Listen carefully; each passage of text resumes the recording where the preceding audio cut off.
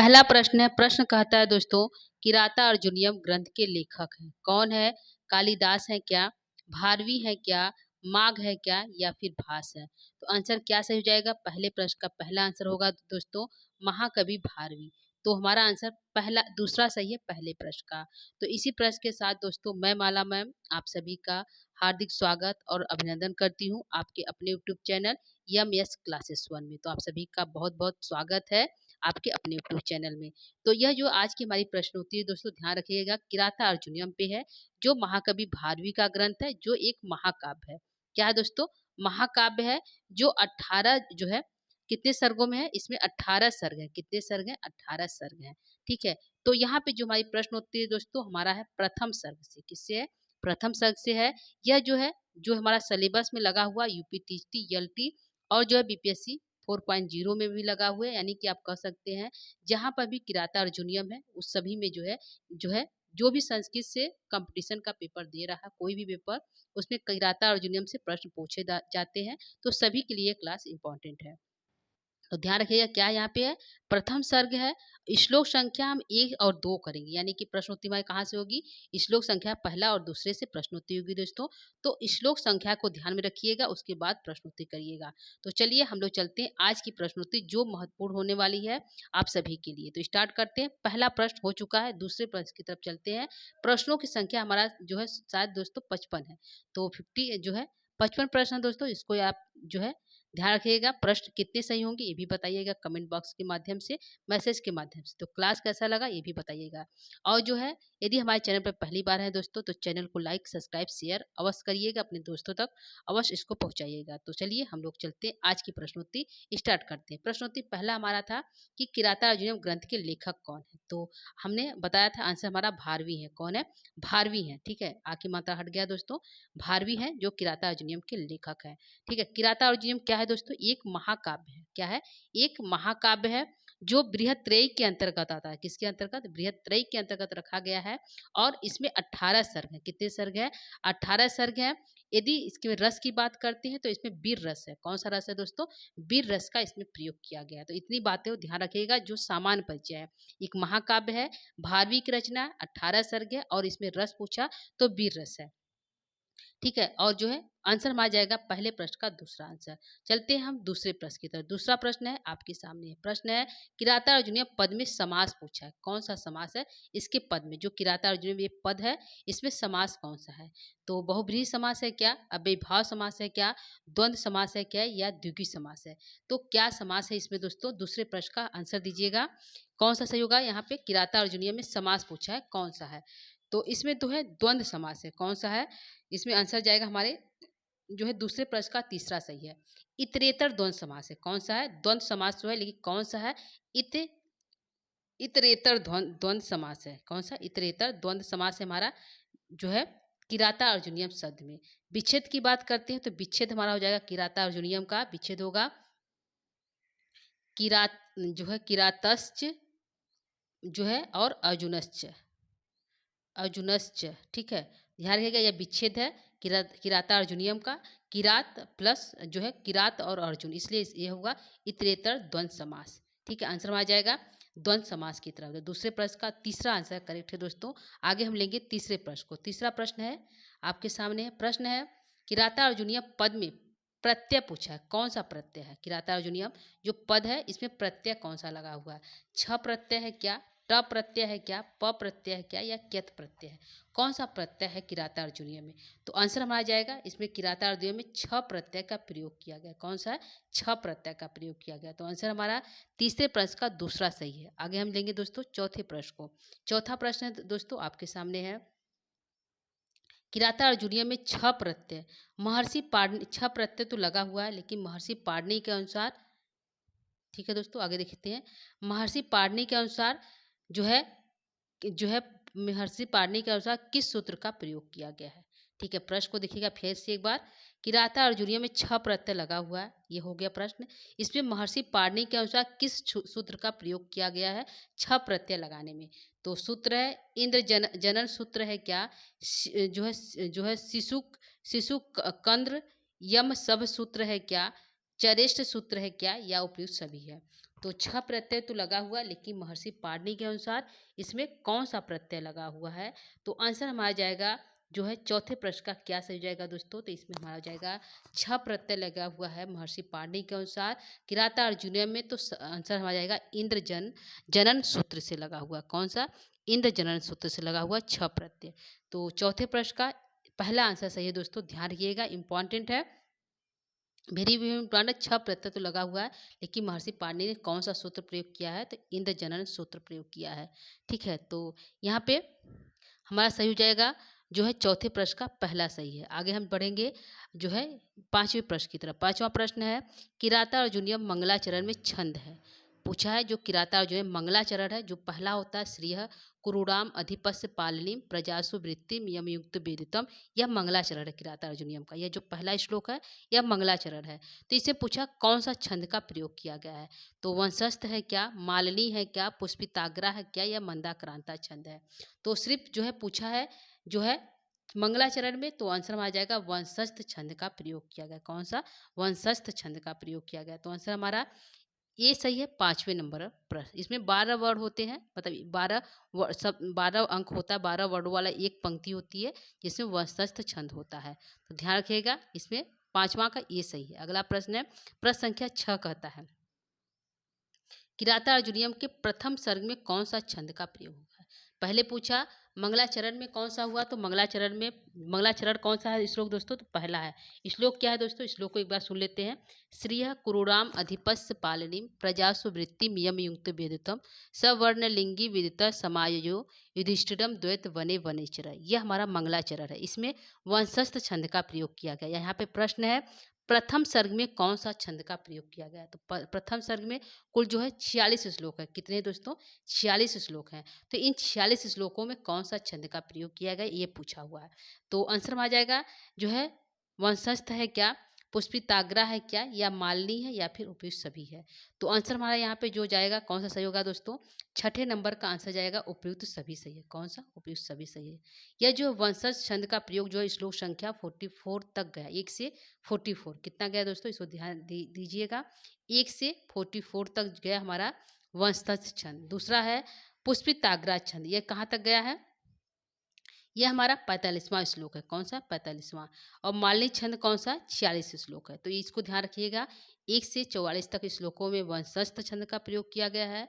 पुष्पिताग्रा छंद जो है 45वां श्लोक है, और मालिनी छंद में 46वां श्लोक का प्रयोग किया गया है। तो तीनों छंदों का प्रयोग किया गया प्रथम सर्ग में। तो आंसर हमारा जाएगा उपयुक्त सभी। तो छठे नंबर प्रश्न का डी आंसर सही है दोस्तों। इसको सही कर लीजिए। अगले प्रश्न की तरफ चलेंगे। प्रश्न संख्या 7 है। 7 है वर्णलिंगी शब्द से किसका बोध हो रहा है? तो किसका है? वर्णलिंगी शब्द आया है प्रथम श्लोक में। वर्णलिंगी विदित समायु। तो वर्णलिंगी शब्द से किसका बोध हो रहा है दोस्तों? वनेचर का क्या, दुर्योधन का क्या, युधिष्ठिर का, या कृष्ण का? वर्णलिंगी शब्द से किसका बोध हो रहा है दोस्तों? तो आंसर हमारा जाएगा यहाँ, तो यहाँ पे हमारा आंसर क्या सही हो जाएगा दोस्तों? तो 4 ऑप्शन है। वर्णलिंगी शब्द से किसका बोध हो रहा है? तो आंसर हमारा 4 ऑप्शन है। वनेचर है क्या, दुर्योधन है, युधिष्ठिर, या कृष्ण? तो आंसर क्या सही है? 7वें नंबर प्रश्न का आंसर हमारा जाएगा दोस्तों वनेचर की तरफ। क्या है? सवर्णलिंगी। स मतलब भी वह मतलब वर्णलिंगी से ही बोध हुआ, वनेचर से ही बोध हुआ, और वर्णलिंगी का अर्थ भी वनेचर है।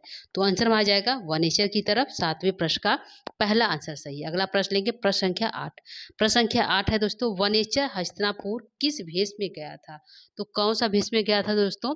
साधु के भेष में गया था क्या, ब्रह्मचारी के भेष में गया था क्या, दानव के भेष में गया था क्या, या मानव की? तो आंसर क्या सही हो जाएगा दोस्तों? यहाँ पे जो वनेचर गया था हस्तिनापुर किस भेष में गया था? तो आंसर हमारा जाएगा दोस्तों ब्रह्मचारी के भेष में। कौन सा? जो है ब्रह्मचारी के भेष में। तो यहाँ पे वर्णलिंगी विदिता का अर्थ हो गया ब्रह्मचारी भेष धारण।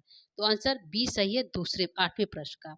तो वनेचर हस्तिनापुर किस भेष में गया था दोस्तों? तो ब्रह्मचारी के भेष में जाएगा। यह हमारा आंसर है 8वें नंबर प्रश्न का, बी सही कर लीजिए। अगला प्रश्न है प्रश्न संख्या 9 कहता है जो आपके सामने प्रश्न 9 है दोस्तों वनेचर हस्तिनापुर से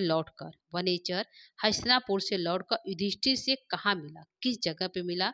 तो द्वैत वन में मिला क्या, खांडव वन में मिला क्या, चित्रकूट वन में मिला क्या, या उत्तराखंड के वन में मिला? तो आंसर क्या होगा दोस्तों? यहाँ पे है लाइन हमारी है, युधिष्ठिरम द्वैत वने वनेचर। युधिष्ठिर जो है द्वैत वन में जो है वनेचर द्वैत वन में युधिष्ठिर से मिलता है। तो कहाँ मिलता है? द्वैत वन में। कौन सा? द्वैत वन में। तो आंसर हमारे 9वें प्रश्न का ये सही होगा दोस्तों। वनेचर हस्तिनापुर से लौटकर युधिष्ठिर से कहाँ मिला? तो द्वैत वने वनेचर। तो आंसर 9वें प्रश्न का पहला आंसर सही है दोस्तों। आगे प्रश्न लेंगे प्रश्न संख्या 10। 10 कहता है, प्रश्न संख्या आपके सामने है, वनेचर हस्तिनापुर का समाचार जानकर, ठीक है, कहाँ का समाचार जानने गया था दोस्तों? हस्तिनापुर का समाचार जानने के लिए गया था। समाचार को जानकर किसके पास आता है? तो आंसर क्या होगा? युधिष्ठिर अर्जुन के पास आता है क्या? युधिष्ठिर के पास आता है क्या? दुर्योधन के पास आता है क्या? या भीम के? तो आंसर क्या सही हो जाएगा दोस्तों? आंसर हो जाएगा वनेचर हस्तिनापुर के समाचार जानकर युधिष्ठिर के पास द्वैत वन में लौट आता है। कहाँ आता है? युधिष्ठिरम द्वैत वने वनेचर, युधिष्ठिर के पास द्वैत वन में लौट आ जाता है। तो हमारा 10 नंबर प्रश्न का आंसर बी सही है दोस्तों। तो बी को सही कर लीजिए 10 नंबर प्रश्न का। आगे प्रश्न लेंगे प्रश्न संख्या 11। 11 है आपके सामने है, द्वैत वन में युधिष्ठिर के पास कौन आता है? तो क्वेश्चन को घुमाया गया दोस्तों, आंसर एक ही होगा, द्वैत वन में युधिष्ठिर के पास कौन आता है? तो कौन आता है दोस्तों? युधिष्ठिरम द्वैत वने वनेचर है। कौन आता है? वनेचर है। तो ऑप्शन है अर्जुन है क्या? वनेचर है क्या? दुर्योधन या द्रौपदी? तो लाइन ही है दोस्तों, युधिष्ठिरम द्वैत वने वनेचर। तो युधिष्ठिर के पास द्वैत वन में वनेचर लौट आता है। कौन आता है? वनेचर। तो आंसर जाएगा 11 प्रश्न का बी आंसर सही है दोस्तों। तो बी को सही कर लीजिए। 11 नंबर प्रश्न। आगे प्रश्न लेंगे प्रश्न संख्या 12। प्रश्न है 12 है, किराता अर्जुनियम का प्रारंभ किस शब्द से होता है? दोस्तों प्रश्न हिंदी में है, लेकिन आप इसको समझ सकते हैं, कर सकते हैं। यदि हिंदी में आ रहा है प्रश्न उत्तरी, तो संस्कृत में यदि आएगा पेपर में तो आप कर लेंगे। तो प्रश्न यहाँ पे देखिए 12 नंबर प्रश्न कहता है, किराता अर्जुनियम का प्रारंभ किस शब्द से होता है? तो शब्द क्या है दोस्तों? श्रिय है क्या? श्री है क्या? लक्ष्मी है या आनंद है? किस शब्द से होता है? तो पहली लाइन है, श्रिय कुरुड़ाम अधिपस्य पालिनी। ठीक है, तो क्या है? श्रिय है। क्या है? श्रिय शब्द से हुआ है, इसलिए 12 प्रश्न का आंसर ए से आएगा। क्या है? ये सही है। किराता अर्जुनियम का प्रारंभ किस शब्द से होता है? तो श्रिय शब्द से होता है। ठीक है, तो 12 नंबर का ए सही है दोस्तों। आगे हम प्रश्न लेंगे प्रश्न संख्या 13।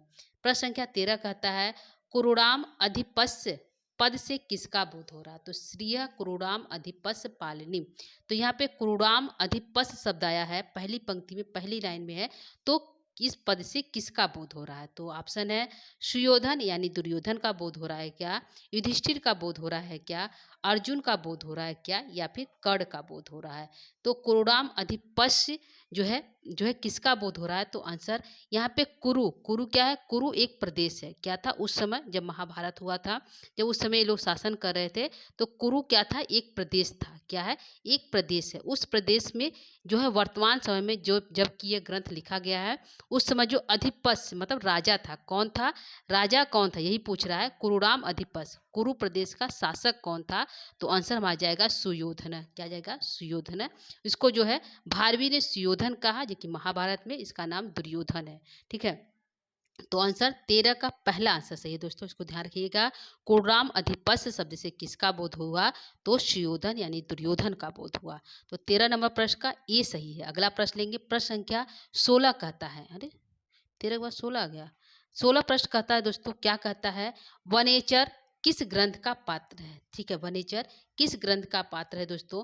तो ऑप्शन 4 है, अभिज्ञान शाकुंतलम का पात्र है क्या? किराता अर्जुनियम का पात्र है क्या? मेघदूतम का पात्र है क्या? या शिवराज विजयम का पात्र है? तो किस ग्रंथ का जो है वनेचर पात्र है? तो वनेचर किस ग्रंथ का पात्र है दोस्तों? यह आंसर होगा, आंसर हमारा जाएगा दूसरे नंबर तरफ, यानी बी सही है। जो है 16 नंबर प्रश्न का दूसरा सही है। किराता अर्जुनियम जो है वनेचर जो है किराता अर्जुनियम का पात्र है। वनेचर जो है हस्तिनापुर का संपूर्ण समाचार जो है लेकर द्वैत वन में युधिष्ठिर के पास सकुशल लौट आता है। वनेचर को जो है युधिष्ठिर जो है हस्तिनापुर भेजा था, वहाँ के सारे वृत्तांत को जानने के लिए कि दुर्योधन किस प्रकार से कार्य को कर रहा है, वहाँ की प्रजा दुर्योधन के बारे में क्या सोचती है, उसके विचार क्या है, इन सभी बातों को जो है वनेचर सकुशल वहाँ के वृत्तांत को जानकर सकुशल द्वैत वन में युधिष्ठिर के पास लौट आता है। ठीक है, तो अगले प्रश्न को लेंगे प्रश्न संख्या 17। 17 कहता है सवर्णलिंगी विदिता समाययो। इस पंक्ति में जो श पद आया है, श इस पद से किसका बोध हो रहा है? तो सुयोधन यानी दुर्योधन का बोध हो रहा है क्या, युधिष्ठिर का बोध हो रहा है क्या, अर्जुन का बोध हो रहा है क्या, या फिर वनेचर का बोध हो रहा है? तो यहाँ पे जो है आंसर को देख लेते हैं, अर्थ को। स मतलब वह मतलब कौन, यानी कि वनेचर। वह वनेचर जो वर्णलिंगी का भेष धारण किया। कौन सा? वर्णलिंगी, जो है ब्रह्मचारी यानी कि साधु का भेष धारण किया होता है। विदिता मतलब सब कुछ जानकर, समय मतलब अच्छी तरह से जानकर सकुशल जो है वनेचर जो है युधिष्ठिर के पास लौट आता है। तो स मतलब वह मतलब कौन? वनेचर है। वह स से वनेचर का बोध हुआ। वर्णलिंगी जिसने वर्णलिंगी का भेष धारण कर लिया था, इसका भी वनेचर ही होगा। विदिता मतलब जानकर, समाययो मतलब अच्छी तरह से जानकर लौट आया था। तो आंसर में आ जाएगा दोस्तों, यहाँ पे सब पद से किसका बोध हुआ? तो सब पद से वनेचर का बोध हुआ। इसलिए 17 नंबर प्रश्न का डी आंसर करेक्ट है। क्या है? डी सही है दोस्तों। आगे प्रश्न प्रश्न संख्या 18 कहता है समाययो में कौन सा लकार है? लकार पूछा है कौन सा है? तो लिट लकार है क्या, लोट है क्या, लंग है क्या, या लट है? कौन सा लकार का प्रयोग किया गया है? तो सम जो है उपसर्ग पूर्वक समाययो में कौन सा लकार पूछा है? तो आंसर हमारा जाएगा इस प्रश्न का 18 नंबर प्रश्न का आंसर हमारा पहला सही है, लिट लकार का प्रयोग किया गया है। ठीक है, तो लकार भी ध्यान रखिएगा। समाययो में कौन सा लकार पूछा है? तो लिट लकार का प्रयोग किया गया है। तो आंसर हमारा सही जाएगा, ये सही है जो है 18 नंबर प्रश्न का। अगला प्रश्न है प्रश्न संख्या 19 कहता है, क्या कहता है दोस्तों? ये देखिए, अयुक्त पद में व्याकरणात्मक टिप्पणी है। तो कौन सी टिप्पणी है अयुक्तम पद में? यानी कि इसकी जो है कौन सी धातु है, कौन सा लकार, कौन से पुरुष में और कौन से वचन में है? तो अयुक्त पद में व्याकरणात्मक टिप्पणी है। तो कौन सा? युज लंग लकार मध्यम पुरुष एक वचन है क्या? युज लंग लकार प्रथम पुरुष एक वचन है क्या? युज धातु, युज क्या है दोस्तों? धातु है। लंग लकार प्रथम पुरुष द्विवचन है क्या? युज लंग लकार प्रथम पुरुष बहुवचन है क्या? तो आंसर हम आ जाएगा 19 नंबर प्रश्न का आंसर क्या सही होगा दोस्तों? तो 19 नंबर प्रश्न का आंसर हम आ जाएगा, यहाँ पे जाएगा बी की तरफ, यानी दूसरे की तरफ। यानी कि 19 नंबर प्रश्न का दूसरा सही है। युज युज धातु के साथ लंग लकार प्रथम पुरुष का एक वचन बन लगकर हमारा बना अयुक्त बना है। क्या बना? अयुक्त पद बना है। तो यहाँ पे बी सही है 19 नंबर प्रश्न का। तो ध्यान रखिएगा, यह युक्त में युज धातु का प्रयोग हुआ, लंग लकार प्रथम पुरुष एक वचन में। तो 19 का दूसरा सही कर लीजिए दोस्तों। आगे हम प्रश्न लेंगे प्रश्न संख्या 20। प्रश्न संख्या 20 कहता है जो श्रीय पद में कौन सा विभक्ति है? कौन सा विभक्ति लगी हुई दोस्तों? षष्ठी लगी है क्या, प्रथमा लगा है क्या, चतुर्थी लगा है क्या, या सप्तमी लगी है? क्या लगा हुआ है श्रीय शब्द में? ठीक है, तो आंसर हमारा आ जाएगा श्रीय शब्द में लगा हमारा कौन सी विभक्ति पूछा है? तो आंसर हमारा आ जाएगा किस तरफ दोस्तों? आंसर हमारा आ जाएगा पहले की तरफ, यानी कि पहला आंसर करेक्ट है 20 नंबर प्रश्न का। कौन सा? 20 नंबर प्रश्न का पहला सही है। तो पहला सही कर लीजिए 20 नंबर प्रश्न का दोस्तों। तो यह हो गया 20 जो है क्वेश्चन हमारा कंप्लीट हो गया। आगे हम प्रश्न संख्या लेंगे 21। प्रश्न संख्या 21 कहता है दोस्तों, जो आपके सामने है। प्रश्न कहता है वने वनेचर में अलंकार है। वने वनेचर जो आया है, वने वनेचर है जो दोस्तों द्वैत वने वनेचर। तो वने वनेचर जो शब्द है वहाँ पे अलंकार पूछा है, कौन सा है? अनुप्रास अलंकार है क्या, वृत्या अनुप्रास है क्या, उत्प्रेक्षा अलंकार है क्या, या छेका अनुप्रास है? कौन सा अनुप्रास का प्रयोग किया गया? तो वने वनेचर यहाँ पर वृत्या अनुप्रास अलंकार का प्रयोग किया, यानी कि वने एक बार फिर दो बार क्रम से आया है, इसलिए इसको हम करेंगे वृत्या अनुप्रास अलंकार का प्रयोग किया गया है। इसलिए आंसर हमारा 21 का दूसरा आंसर सही है दोस्तों। 21 का दूसरा सही कर लीजिए। अगले प्रश्न की तरफ चलेंगे। प्रश्न संख्या हमारा कर रहा है 22। प्रश्न संख्या 22 क्या है दोस्तों? इसको देखते हैं। प्रश्न कहता है दुर्योधन की शासन व्यवस्था, दुर्योधन की शासन व्यवस्था जानने के लिए हस्तिनापुर किसे भेजा गया था? किसको भेजा गया था दोस्तों? दुर्योधन की शासन व्यवस्था जानने के लिए नकुल को भेजा गया था क्या, युधिष्ठिर स्वयं गए थे क्या, अर्जुन को भेजा गया था क्या, या वनेचर गया था? तो कौन गया था दोस्तों दुर्योधन की शासन व्यवस्था जानने के लिए? तो आंसर को हम टिक करते, आंसर में आ जाएगा वनेचर। कौन जाएगा? वनेचर। युधिष्ठिर जो है जिसको वनवास हुआ था कितने साल का दोस्तों? 13 वर्ष का। कितने वर्ष का? 13 वर्ष का वनवास हुआ था, पांडवों को 13 वर्ष का वनवास हुआ था, जिसमें वह जो है 12 वर्ष जो है उन लोगों को जंगल में रहना था, 1 वर्ष जो है अज्ञातवास रहना था। क्या रहना था दोस्तों? अज्ञातवास यानी छिप कर रहना था। तो युधिष्ठिर जो है हस्तिनापुर के समाचार को जानने के लिए वनेचर को गुप्तचर बनाकर भेजता है। कहाँ भेजता है? हस्तिनापुर भेजता है। तो यहाँ पे दुर्योधन की शासन व्यवस्था, उसकी शासन व्यवस्था कैसी है, प्रजा की वृत्ति कैसी है, क्या सोचते हैं, उसको जानने के लिए हस्तिनापुर किसे भेजा गया था? तो आंसर आ जाएगा वनेचर को भेजा गया था। तो 12 नंबर प्रश्न का डी सही है दोस्तों। आगे प्रश्न लेंगे। प्रश्न संख्या 23 कहता है, 23 है, वनेचर पद में ट प्रत्यय किस सूत्र से लगा हुआ है? तो वनेचर पद में प्रत्यय कौन सा है दोस्तों? ट प्रत्यय है। तो ये ट प्रत्यय किस सूत्र से लगा हुआ है? तो ऑप्शन 4 है, इंद्र जनन सूत्र लगा हुआ है क्या? शिशु कंद्र यम सब सूत्र लगा हुआ है क्या? चरेष्ट सूत्र का प्रयोग किया गया है क्या? या इनमें से कोई नहीं? तो आंसर यहाँ पे होगा वनेचर पद में ट प्रत्यय का प्रयोग किया गया है, लेकिन सूत्र कौन सा लगा हुआ है? सूत्र हमारा लगा है हुआ है चरेष्ट सूत्र। कौन सा? चरेष्ट सूत्र से वनेचर में ट प्रत्यय लगा हुआ है। तो 23 नंबर प्रश्न का तीसरा आंसर सही है दोस्तों, ध्यान रखिएगा, 23 का तीसरा सही है। ठीक है, यह इंपॉर्टेंट है। ट प्रत्यय तो लगा हुआ, लेकिन सूत्र कौन सा लगा हुआ? तो चरेष्ट सूत्र लगा हुआ है। ठीक है, इसको ध्यान रखिएगा। अगला प्रश्न है, प्रश्न संख्या 24 कहता है, वनेचर पद में प्रत्यय है, कौन सा प्रत्यय लगा हुआ है? छ प्रत्यय है क्या? ट है क्या? प है क्या? या क्यत है? तो वनेचर पद में जो प्रत्यय लगा हुआ ट प्रत्यय लगा है, इसलिए आंसर हमारा दूसरा सही है 24 का। यदि किराता अर्जुनियम पूछता तो किराता अर्जुनियम में छ प्रत्यय लगा हुआ। कौन सा? किराता अर्जुनियम में जो है छ प्रत्यय का प्रयोग किया गया है। ठीक है, और वनेचर में ट प्रत्यय का, दोनों ध्यान रखिएगा। और दोनों में जो है सूत्र लगा हुआ छ प्रत्यय करने के लिए यहाँ पे सूत्र हमारा लगा हुआ था, सूत्र हमारा लगा हुआ है छ प्रत्यय करने के लिए यहाँ पे शिशु कंद्र यम शब सूत्र लगा हुआ है, जबकि ट प्रत्यय करने के चरिष्ट सूत्र का प्रयोग किया गया है। ठीक है, तो दोनों क्वेश्चन को ध्यान रखिएगा। अगला प्रश्न है, प्रश्न संख्या 25। क्या कहता है? 25 संख्या देखिए, युधिष्ठिर पद में जो श को श हुआ, यानी कि यहाँ पे स होना चाहिए था, उसको मूर्धन स हो गया। ठीक है, दंती स को मूर्धन स हुआ, किस सूत्र से हुआ है? ठीक है, यह युधिष्ठिर हमारा है। युधिष्ठिर में जो यहाँ पे स हुआ, ये जो मूर्धन स है, यहाँ पे स को दंती स को श हुआ, तो सूत्र कौन सा लगा हुआ है दोस्तों? तो गवि युधि भ्याम सूत्र स्थिर सूत्र लगा हुआ है क्या? इन जनन सूत्र लगा हुआ है क्या? शिशु कंद्र यम सब सूत्र लगा हुआ है क्या? या चरिष्ट सूत्र? तो कौन सा सूत्र यहाँ पे लगा हुआ है दोस्तों? तो युधिष्ठिर पद में स को स किस सूत्र से हुआ है? तो स को स जो हुआ हमारा गवि युधि भ्याम सूत्र से लगा हुआ है दोस्तों, ध्यान रखिएगा। इसमें युधि शब्द धुरा हुआ, तो इससे आप जोड़ सकते हैं। युधिष्ठिर में स को स, गवि युधि भ्याम सूत्र स्थिर सूत्र लगा हुआ है। तो 25 नंबर का प्रश्न ये सही है। ठीक है, तो ध्यान रखिएगा, 25 का ये सही है, युधि उसमें लगा हुआ, तो इससे आप ट्रिक के माध्यम से जोड़कर बना सकते हैं। ठीक है, तो 25 का ये सही कर लीजिए। अगला प्रश्न है, प्रश्न संख्या 26 कहता है, क्या है? वंशस्थ छंद में गणों का सही क्रम है। वंशस्थ छंद का क्या है? तो सूत्र हमारा जतऊ तू, सूत्र हमारा है जतऊ तू वंशस्थ, जतऊ तू वंशस्थ, और जो है मुदीरितम जरऊ। क्या है?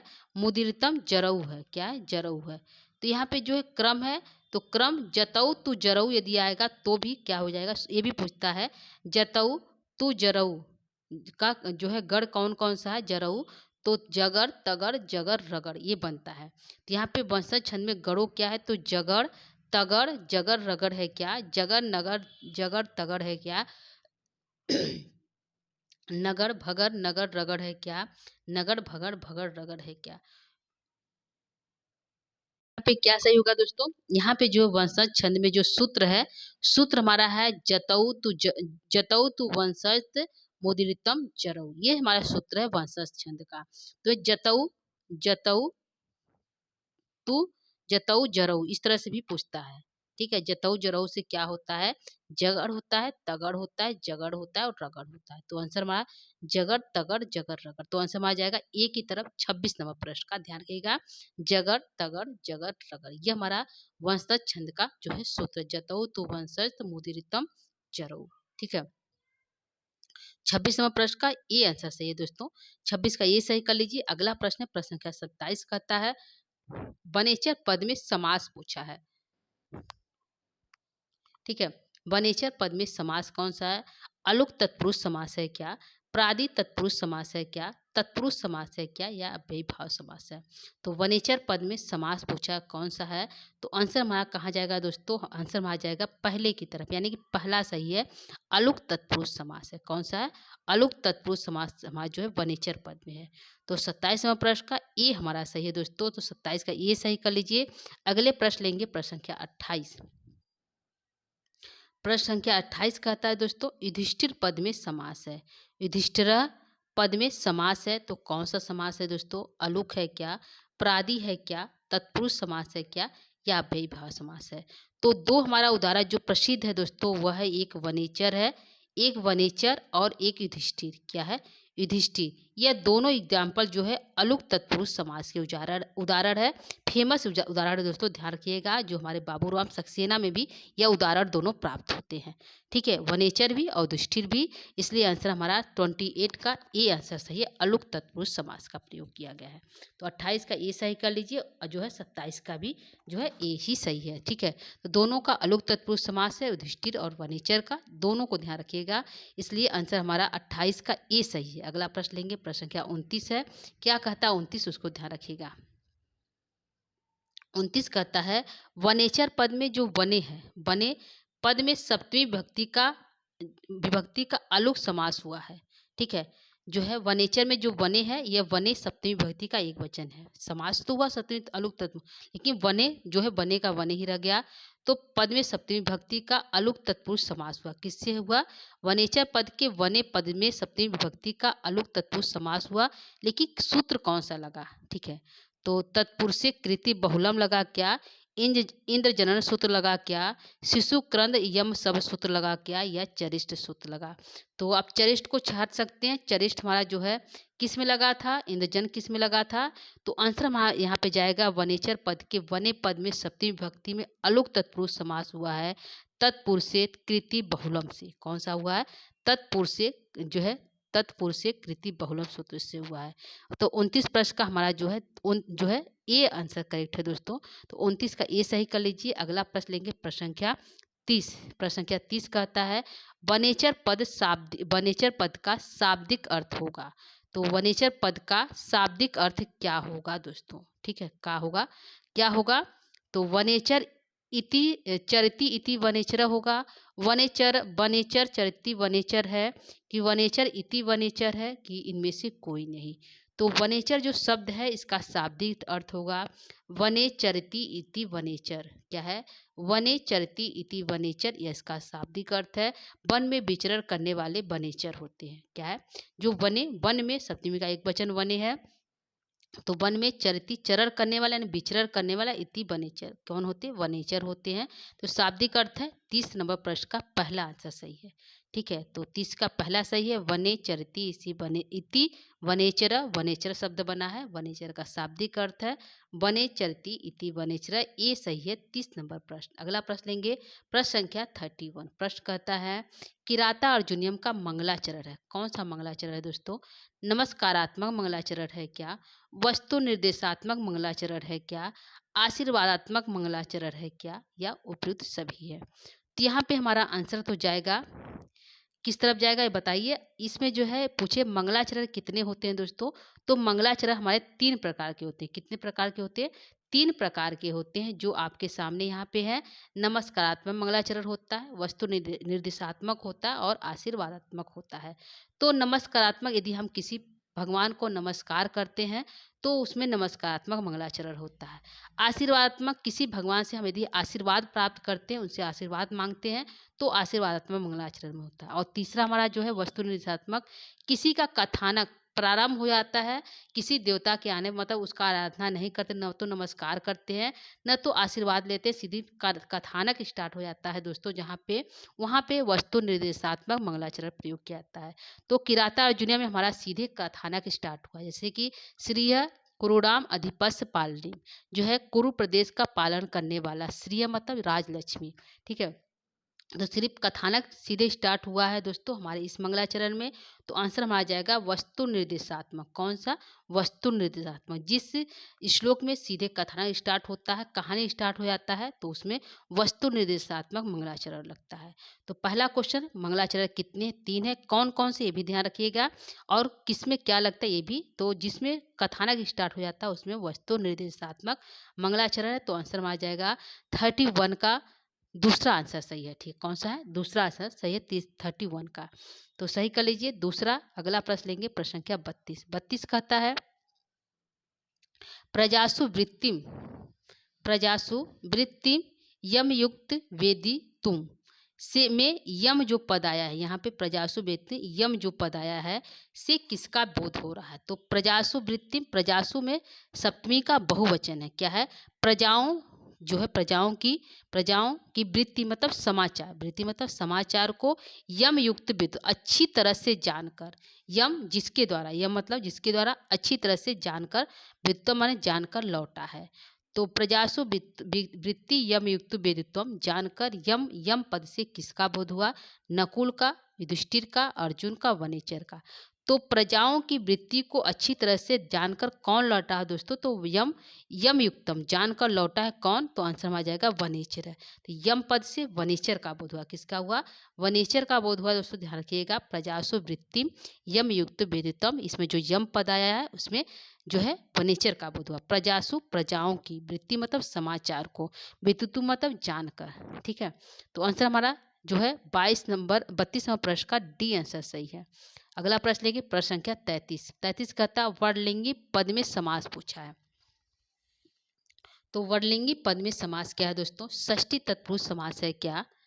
प्रादि तत्पुरुष समास है क्या? तत्पुरुष समास है क्या? अव्ययीभाव समास है? तो वर्णलिंगी पद में कौन सा समास यहाँ पे दोस्तों? इस प्रश्न का आंसर क्या होगा?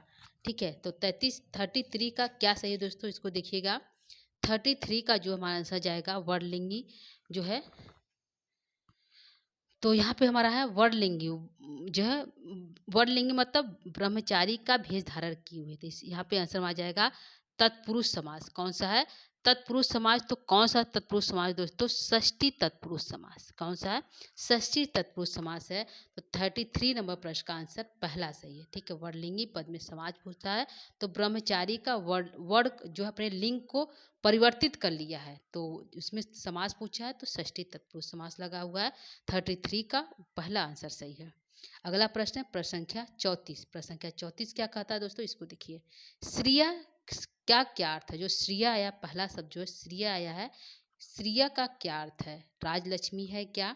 सरस्वती है क्या? पार्वती है या दुर्गा है?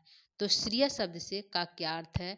तो श्रिया शब्द का अर्थ है राजलक्ष्मी। क्या है? राजलक्ष्मी। तो 34 नंबर प्रश्न का पहला आंसर सही है दोस्तों। श्रिय शब्द का अर्थ होता है राजलक्ष्मी। ठीक है, 34 का ये सही है। अगला प्रश्न लेंगे, प्रश्न संख्या 35 है मृषा शब्द का क्या अर्थ है?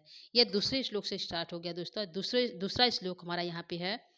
कृत प्रणामस महिम महिम भुजे जिताम सपत्ने जो है निवेद इष्यत न बिव्यथे तस्य मनो न ही प्रियम जो है प्रयुक्तम जो है प्रयुक्तम इच्छन्ति मृषाम हितैषिण। तो मृषा शब्द आया है। कौन शब्द आया दोस्तों? मृषाम। क्या है? तो मृषा शब्द का क्या अर्थ है? ठीक है, तो 4 ऑप्शन है। सत्य है क्या? ठीक है, मृषा शब्द का क्या अर्थ है? सत्य है क्या? प्रिय है क्या?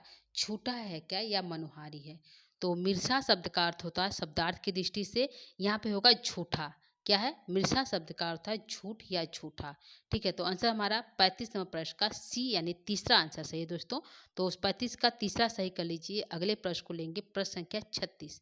यह दूसरे श्लोक से स्टार्ट हुआ दोस्तों। अभी तक हमने 34 श्लोक तक प्रश्न तक हमने जो है पहले श्लोक से प्रश्नोत्तर किया। अब जो हमारा स्टार्ट हो रहा है दूसरा श्लोक, तो जिसमें से 35 प्रश्न का पहला था। 35वां नंबर प्रश्न मृषा शब्द का क्या अर्थ है? तो आंसर हमारा झूठा सही है। अगला प्रश्न है प्रश्न संख्या 36 कहता है प्रवक्तुम इच्छति इच्छन्ति मृषाम हितैषिण। यह सुक्ति कहाँ से उद्गृष्ट है? यहाँ पे सुक्ति है दोस्तों। यह सुक्ति कहाँ से उद्गृत है? तो अभिज्ञान शाकुंतलम से है क्या? किराता अर्जुनियम से है क्या? मेघदूतम से है क्या? या शिवराज विजयम से है? तो आंसर तो हमारा कहाँ जाएगा ये बताइए। अर्थ हम बताते हैं। प्रवक्तुम इच्छति मृषाम हितैषिणः, एक शब्द और लेंगे, न ही प्रियम। न ही प्रियम जो प्रिय है, जो प्रिय होते हैं, न ही क्योंकि जो है जो प्रिय होते हैं, मृषा हित जो हितैषी होते हैं, क्या है यहाँ पे है हितैषी जो हित चाहते हैं, मृषा झूठा, जो हितैषी लोग होते हैं झूठा, प्रिय जो है झूठा, प्रियम न ही प्रयुक्तम इच्छता, वो झूठा प्रिय नहीं बोलना चाहते। इच्छन्ति मतलब चाहते हैं, प्रयुक्त मतलब झूठा प्रिय नहीं बोलना चाहते। कौन? जो हितैषी लोग होते हैं। तो हितैषी लोग क्या नहीं बोलना चाहते? झूठा नहीं बोलना चाहते। कौन सा झूठा? जो प्रिय लगे। यह आंसर है, ऐसा इसका अर्थ है। तो यहाँ यह सूक्ति कहाँ से उद्घृत है दोस्तों? यह सूक्ति हमारा उद्घृत है 36 नंबर प्रश्न का दूसरा सही है। क्या है? दूसरा सही है दोस्तों, उसको सही कर लीजिए। 36 नंबर प्रश्न का बी सही है। अगले प्रश्न की तरफ चलेंगे। प्रश्न संख्या 37 क्या कहता है ये देखिए। 37 है, मही भुजे पद में कौन सा विभक्ति है? तो मही भुजे आया है, जो है यहाँ पे कृत प्रणामस महिम मही भुजे। पहली लाइन है कृत प्रणामस महिम भुजे, मही भुजे कृतज्ञता पूर्वक प्रणाम करके। मही मतलब पृथ्वी, मही मतलब क्या होता है? पृथ्वी। मही भुजे, मही भुजे मतलब जो पृथ्वी का शासक राजा है उसको प्रणाम करके। तो मही भुजे पद में कौन सी विभक्ति है? चतुर्थी विभक्ति है क्या?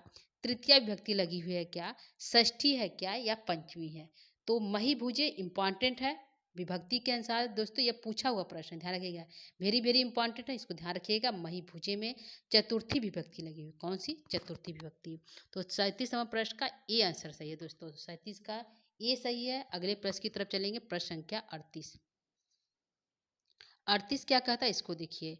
न बिब्यथे तस् मनो न ही प्रियम। इस पद में जो तस् पद से किसका बोध हुआ?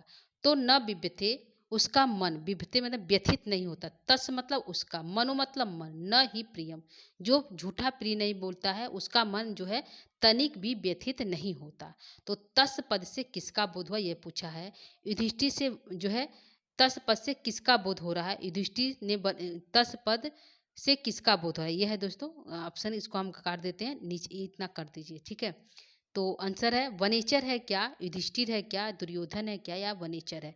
तो आंसर हमारा जाएगा जो तस् पद से बोध हुआ है, इसको हम काटते हैं, इतने को इतने में देखते हैं। तो तस् न बिब्यथे तस् मनो न ही प्रियम, इस पंक्ति में जो तस् पद आया इससे किसका बोध हुआ? तो तस् पद से जो है वनेचर का बोध हुआ। तो आंसर हमारा 38 नंबर का जो है ये सही है। डी में भी वनेचर है तो इसको काट देते हैं, यहाँ पे अर्जुन लिख देते हैं ठीक है। ठीक है, तो आंसर न बिव्यथे उसका मन नहीं व्यथित नहीं होता। तस् मतलब वनेचर, वनेचर का मन व्यथित नहीं होता क्या करने में? न ही प्रियम, क्योंकि झूठा प्रिय बोलने में उसका मन जो है तनिक भी व्यथित नहीं होता है।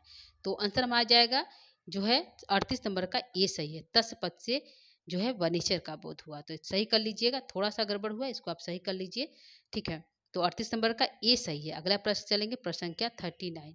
39 यहाँ पे कहता है न बिब्यथे तस् मनो न ही प्रियम, यह कथन किसने किसे कहा? किसने जो है किसने कहा है ठीक है। किसने यह कथन न बिब्यथे तस् मनो न ही प्रियम, यह कथन किसने कहा है? तो क्या सही होगा दोस्तों? किसने कहा है? नकुल ने कहा क्या, युधिष्ठिर ने कहा क्या, अर्जुन ने कहा क्या, या वनेचर ने? तो यह जो कथन कहा गया, यह जो कथन कहा गया वनेचर के द्वारा।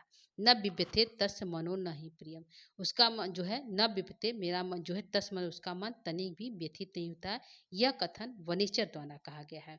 तो आंसर हमारा जाएगा 39 का डी आंसर सही है दोस्तों, सही कर लीजिए। अगले प्रश्न की तरफ चलेंगे। प्रश्न संख्या 40। 40 क्या कहता है? जो मही भुजे पद है, मही भुजे पद में प्रत्यय पूछा है कौन सा है?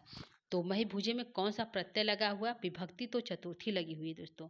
और जो मही भुजे पद से जो है युधिष्ठिर का बोध हो रहा है।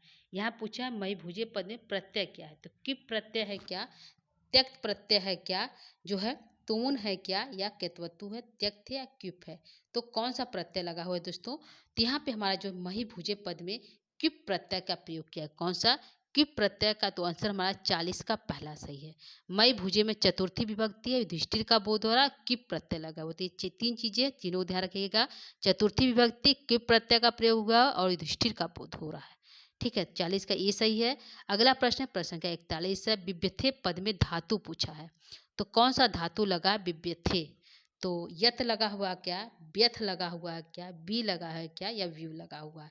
तो कौन सा धातु का प्रयोग किया गया विव्यथे में? तो आंसर हमारा यत है क्या, व्यथ है क्या, वी है या बी है? तो आंसर हमारा जाएगा व्यथ है। कौन सा? व्यथ धातु का प्रयोग किया गया है। तो 41 नंबर प्रश्न का दूसरा सही है। विव्यथे में धातु पूछा है तो व्यथ धातु है। तो आंसर 41 का दूसरा सही है दोस्तों। दूसरा सही कर लीजिए 41 का। अगला प्रश्न लेंगे, प्रश्न संख्या 42। 42 क्या कहता है, इसको देखिए। कृत प्रणामः पद में समास पूछा है। तो क्या है? बहुब्रीहि समास है क्या, अव्ययीभाव समास है क्या, द्वंद्व है क्या, या फिर द्विगु है? तो कृत प्रणामः में समास पूछा है। तो आंसर हमारा जाएगा जो है बहुब्रीहि के समास। कौन सा है? बहुब्रीहि समास का प्रयोग किया गया कृत प्रणामः में। ध्यान रखिएगा, जिसको प्रणाम करके, किसको? युधिष्ठिर को। तो आंसर हमारा 42 का ये सही है, बहुब्रीहि समास है कृत प्रणाम में। अगला प्रश्न लेंगे, प्रश्न संख्या 43। 43 प्रश्न है, प्रयुक्तुम इच्छन्ति मृषाम हितैषिणः। इस पंक्ति में अलंकार पूछा है। कौन सा अलंकार है?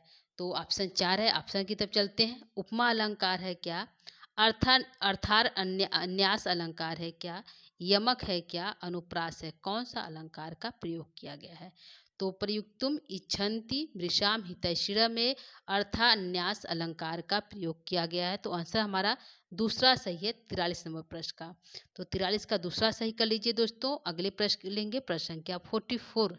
44 क्या कहता है ये देखिए। हस्तिनापुर से लौटकर वनेचर ने किससे प्रणाम किया? तो हस्तिनापुर से लौटकर वनेचर ने किसे प्रणाम किया? युधिष्ठिर को किया क्या, दुर्योधन को किया क्या, द्रौपदी को किया क्या, या फिर अर्जुन को? तो किसे प्रणाम किया हस्तिनापुर से लौटकर? तो आंसर क्या सही होगा दोस्तों? हस्तिनापुर से लौटकर वनेचर ने युधिष्ठिर को प्रणाम किया। किसको?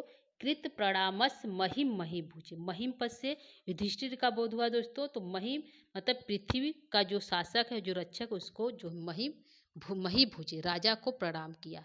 ठीक है, पृथ्वी के राजा को प्रणाम किया। तो युधिष्ठिर को प्रणाम किया। तो हस्तिनापुर से लौटकर वनेचर ने किसे प्रणाम किया? युधिष्ठिर को प्रणाम किया। 44 नंबर प्रश्न का ये सही है। पहली लाइन है दोस्तों, कृत प्रणामस महिम महीभुज, दूसरे श्लोक का पहली लाइन। ठीक है, तो 44 का ये सही है। अगला प्रश्न लेंगे, प्रश्न संख्या 45। प्रश्न संख्या 45 क्या कहता है? शत्रुओं द्वारा जीती गई पृथ्वी के वृत्तांत का वर्णन करते हुए किसका मन दुखी नहीं हुआ? तो शत्रुओं द्वारा जीती हुई जिताम सपत्ने निवेदिष्यतः न बिभ्यते तस् मनो न ही प्रियम। शत्रुओं के द्वारा जीती हुई पृथ्वी के वृत्तांत का वर्णन करते हुए किसका मन दुखी नहीं हुआ? तो ऑप्शन 4 है, वनेचर का, युधिष्ठिर का, द्रौपदी का, या फिर दुर्योधन का। तो हस्तिनापुर कौन गया था दोस्तों? वनेचर गया था। उसको कहने में जो है, शत्रुओं के द्वारा जीती गई पृथ्वी के वृत्तांत का वर्णन करते हुए वनेचर का मन तनिक भी व्यथित नहीं होता। तो आंसर 45 नंबर का ये सही है दोस्तों। इसको सही कर लीजिए, 45 का ये सही है। अगला प्रश्न लेंगे, प्रश्न संख्या 46। कहता है, कौन लोग मिथ्या प्रिय नहीं बोलना चाहते? तो कौन नहीं बोलना चाहते दोस्तों? दुष्ट लोग, प्रिय लोग, जो दुष्ट होते हुए, प्रिय लोग, हितैषी लोग, या इनमें से कोई नहीं? तो जो कौन लोग मिथ्या प्रिय नहीं बोलना चाहते? तो प्रयुक्तुम इंछति मिर्षा हितैषम न ही प्रियम। जो हितैषी लोग होते हैं, हितैषी जो हित चाहते हैं, वह लोग झूठा प्रिय नहीं बोलना चाहते। तो कौन लोग मिथ्या प्रिय नहीं बोलना चाहते हैं? मिथ्या मतलब झूठा। तो आंसर हो जाएगा हितैषी लोग। तो आंसर 46 का सी सही है। हितैषी लोग झूठा प्रिय नहीं बोलना चाहते। अगला प्रश्न लेंगे, प्रश्न संख्या 47 है। प्रश्न संख्या 47 कहता है, शत्रुओं के नाश की इच्छा रखने वाला राजा कौन है? तो कौन है दोस्तों? तो यहाँ पे शत्रुओं की नाश की इच्छा रखने राजा कौन है? तो युधिष्ठिर को, दुर्योधन को, द्रुपद को, या अर्जुन को? तो कौन है दोस्तों? तो आंसर में आ जाएगा, शत्रुओं के नाश की इच्छा रखने वाला राजा कौन सा है? युधिष्ठिर है। कौन है? युधिष्ठिर। तो आंसर में आ जाएगा 47 का ए सही है। शत्रुओं की नाश की इच्छा रखने वाला कौन राजा है? आंसर है युधिष्ठिर है। ठीक है, तो 47 का ए सही है दोस्तों। अगला प्रश्न है, प्रश्न संख्या 48 है। वनेचर ने युधिष्ठिर से हस्तिनापुर का वृत्तांत कहाँ बताया? प्रश्न को फिर से सुनिएगा दोस्तों।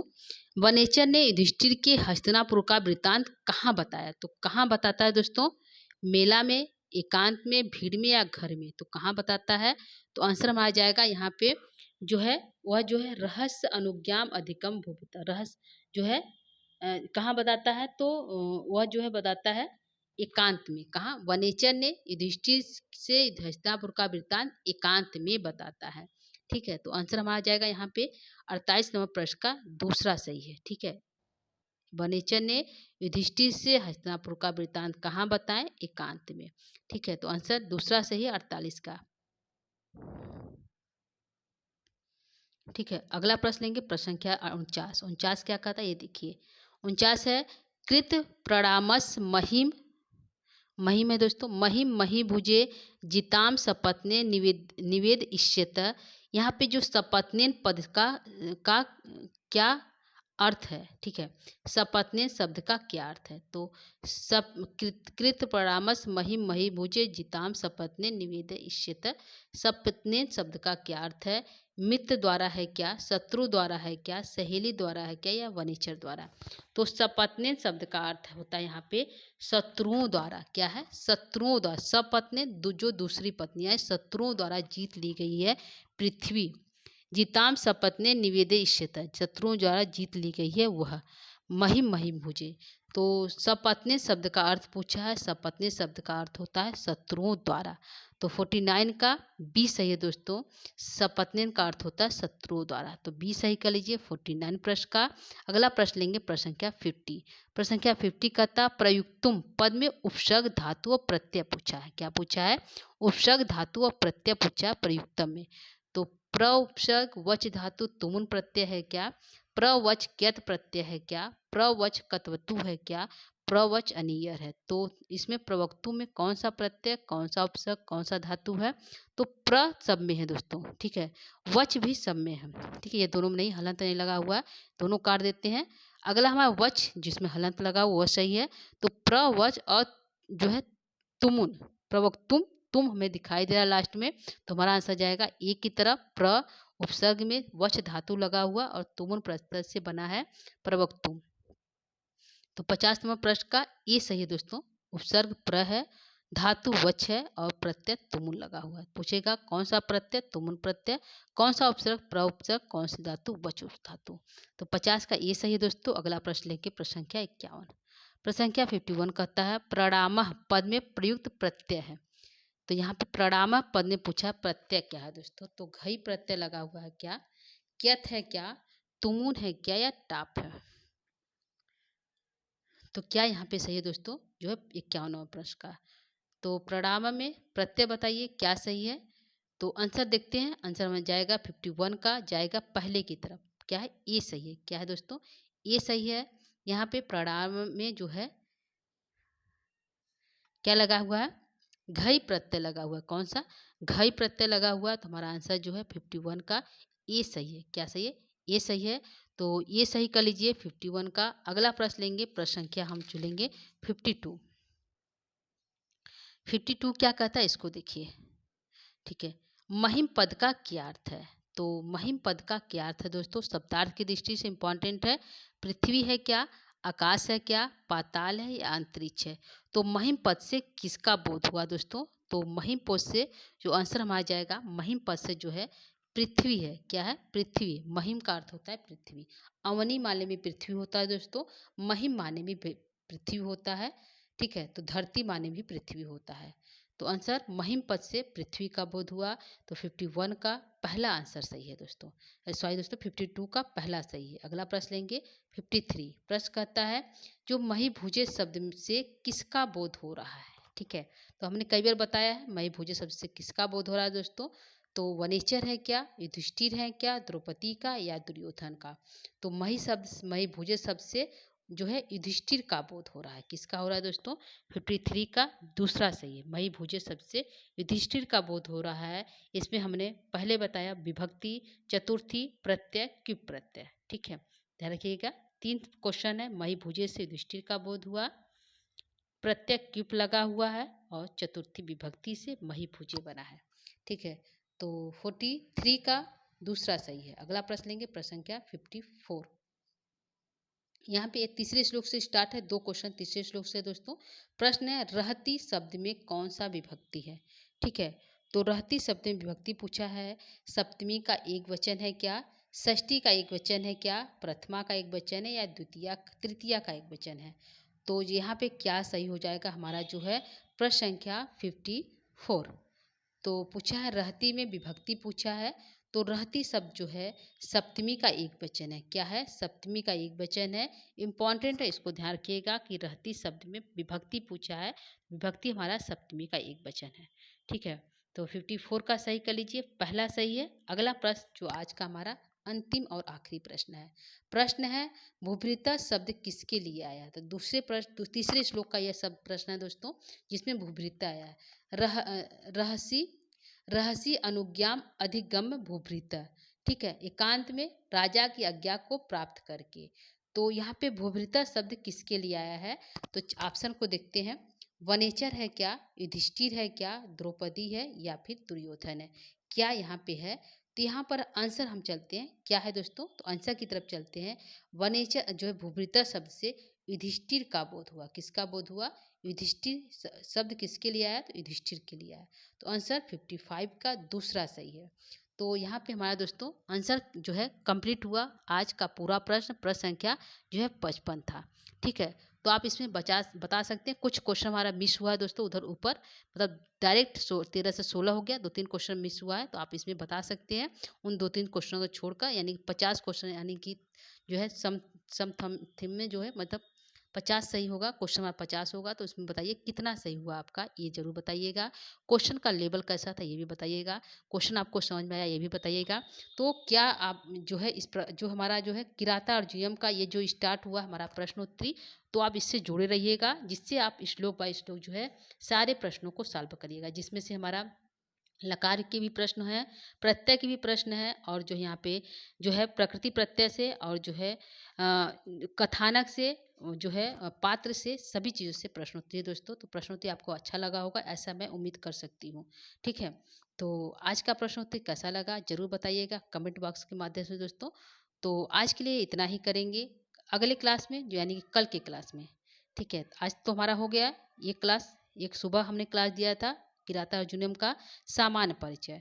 तो आप सामान्य परिचय को जरूर पढ़िएगा, यानी कि भारवी का समान परिचय। अभी ग्रंथ से हमारा समान परिचय बाकी है दोस्तों, तो उसको भी हम लेकर उपस्थित होंगे कल की क्लास में। हो सकता है हम आपको दे दें ग्रंथ से जो है किराता अर्जुनम ग्रंथ का समान परिचय। ये तो हमारा प्रथम सर्ग से प्रश्नोत्तरी दोस्तों, हमें भी ग्रंथ से जो है समान परिचय आपको देना है। तो यहाँ पे ये ध्यान रखिएगा कि यह जो श्लोक संख्या हमारा क्या चला था 1 से 2, यानी कि पहला और दूसरा श्लोक संख्या से प्रश्नोत्तरी था। कल के क्लास में हम जो आगे की यानी 3 से स्टार्ट करेंगे, और जो है हम जो है 55-60 जितना भी क्वेश्चन हो सकेगा उतना आपके सामने प्रस्तुत करेंगे। तो तीसरे श्लोक से स्टार्ट होगा कल के क्लास में। तो आप क्लास से जुड़ना, प्रश्नोत्तरी इस क्लास से जुड़ना न भूलिएगा कल के क्लास में। आज के लिए इतना ही दोस्तों, उम्मीद करती हूँ आप लोग को अच्छा लगा होगा प्रश्नोत्तरी।